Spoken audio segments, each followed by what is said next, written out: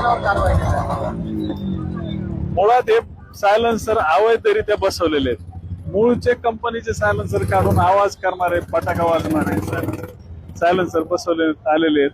आणि या सायलेन्सर मुळे जनतेच्या अनेक तक्रारी आहेत की जे असे सायलेन्सरचे आम्हाला रात्री बेरात्री त्रास होतो, दिवसा पण आवाज करत मुलं हिंडतात. असे सायलेन्सर बऱ्यापैकी बहुतांश वाहनाला बसवलेले आहेत.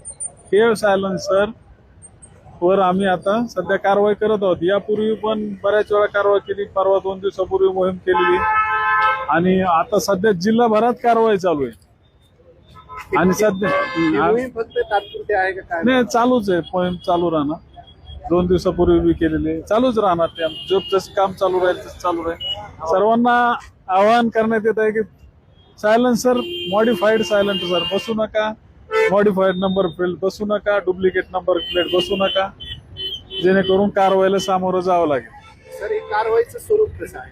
निबंध वगैरे आपण त्यांना एक मोटर व्हॅन ऍक्टचे 119 प्रमाणे कारवाई करतो, दंडात्मक कारवाई पण करतो आणि त्यांचं सायलेन्सर पण आपण जप्त करत आहोत.